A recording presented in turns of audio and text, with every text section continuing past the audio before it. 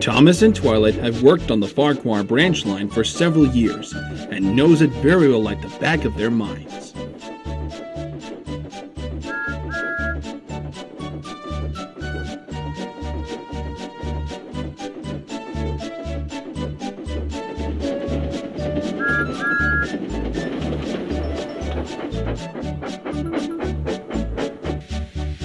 Well, I must say, you know just where to stop, Thomas, at the right time. It's like you can now manage this job without me. Thomas had become concerned. He didn't know that Twilight was only joking with him. Later that evening, he spoke to the other engines.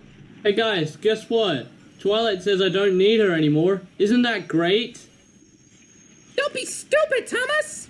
Percy's right. I never go anywhere without Applejack. Without her in my cab, I'd be frightened for my life. Ha! You two are just plain chickens. I'm not scared of running by myself. You wouldn't dare. Oh, I would. You just wait and see, and I'll prove you wrong. Early the next morning, the firelighter came to start the engines for work. Thomas drowsed comfortably as the warmth of the fire spread through his boiler. Percy and Toby, on the other hand, were still asleep, waiting for their ponies to arrive. Thomas suddenly remembered his conversation from the other day. Those silly stick-in-the-muds, I'll show them a thing or two. Twilight said I can manage without her. In fact, I'll just go out of my shed. Then I'll stop and whoosh steam at them. That will really make them jump like Fluttershy. Boy, I feel like Pinkie Pie at this moment, and I like it. Thomas thought he was being clever, but really he was only moving because Derpy, an equestrian Pegasus that worked as an engine cleaner, secretly played with his controls with curiosity. He soon found his mistake. He tried to whoosh some steam, but he couldn't. He even tried to stop, but he couldn't do that either. He just kept on rolling down the track. He was horrified to find what was coming his way.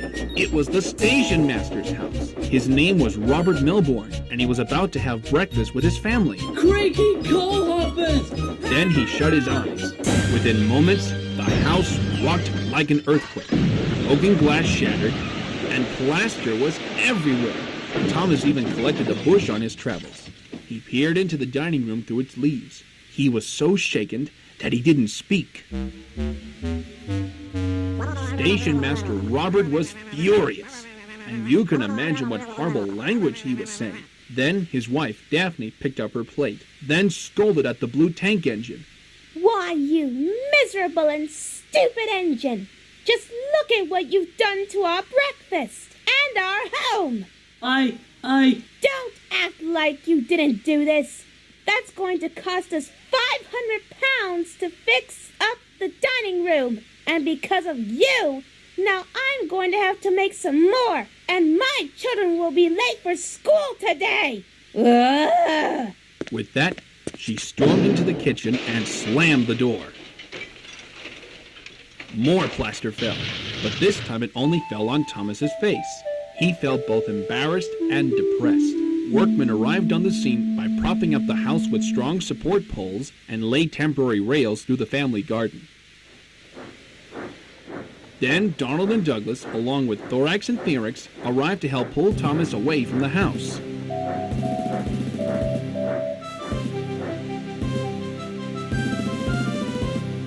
Don't face yourself, Wally.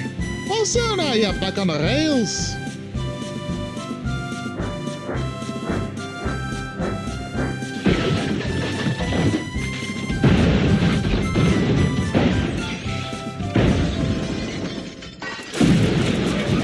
With the Scottish twins pulling hard, managed to pull Thomas back to safety, but he wasn't a pleasant sight.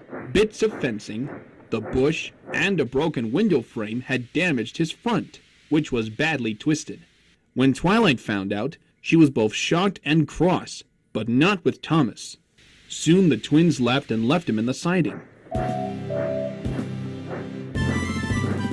Thomas the tank engine was in disgrace. But there was worse to come. When Sir Topham had heard the news, he was not very pleased. You're in a lot of trouble, Thomas. Not just me, but also with Station Master Roger and his family. They told me everything of what you did. You're a very naughty engine. I know, sir. I'm very sorry, sir. Thomas's voice was barely heard because his mouth was muffled behind his bush. You must go to the steamworks to have your front repaired. It will take a long time. Yes, sir. And while you're away, a diesel rail car will haul your passengers in your absence. What? Did you say a diesel, sir? Yes, indeed, Thomas. Diesels always stay in their sheds until they're needed. And of course, diesels never scoot up to breakfast in private houses belonging to certain station masters.